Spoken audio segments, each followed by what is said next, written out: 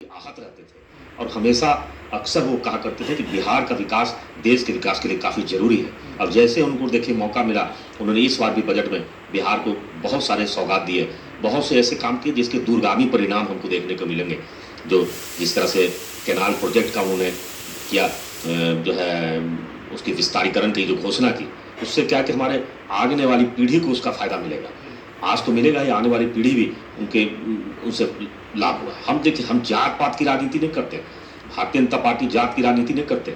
जो जातीय जनगणना के नाम पर बिहार के समाज को बांटना चाहते हैं, मैं उनके लिए एक मैसेज दे दूं कि दो ही जाति होती है संसार में या दुनिया में, कहीं भी ले लें, या बिहार कोई दुनिया से अछूता नहीं है। दो ही जाति है दुनिया में, एक गरीब की जाति है, एक अमीर की जाति है। गरीबों का विकास करना भारतीय जनता पार्टी का मकसद है। अंत्योदय का अंत का उदय होना, जैसे हमारे दीनदयाल जी ने कहा था अंत्योदय, उनके अंत्योदय का उद्देश्य क्या था? अंतिम पायदान पर खड़े व्यक्ति का विकास, उनका उदय हो। तो वहाँ जाति कहाँ आती है? वहाँ धर्म कहाँ बाधा बनती है? अंतिम पायदान पर बैठे हुए किसी भी जाति के, चाहे अगड़ा हो, चाहे पिछड़ा हो, चाहे मुस्लिम हो, चाहे हिंदू हो, उससे कोई मायने नहीं है। हमें अंतिम पायदान पर खड़े व्यक्ति का विकास करना है, उसकी गरीबी दूर करनी है। बिहार में एनडीए की सरकार बनने के बाद हम जो है गरीबी की सीमा से बाहर लोगों को निकालने में काफ़ी सफल हुए हैं। लेकिन जो भी सच्चाई में आपको बता दूं, अभी भी 33% हमारी आबादी की 33% संख्या ऐसी है कि जो गरीबी रेखा से नीचे में गुजर बसर करने के लिए मजबूर है बिहार में।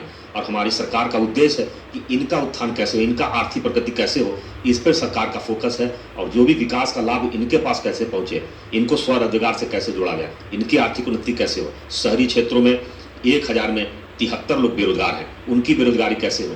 प्रति 1000 पे 73 लोग बेरोजगार हैं, तो उनको कैसे रोजगार से जोड़ा जाए और इस विकास का लाभ से उनको कैसे लाभ प्राप्त हो। हमारी सारी जो है योजना इसी पर बन रही है। और विकसित बिहार के निर्माण में ये अति आवश्यक है कि हम अपनी गरीबी पर काबू पाएं। 33% लोग जो गरीबी रेखा से नीचे गुजर बसर कर रहे हैं, कैसे उनका उत्थान हो।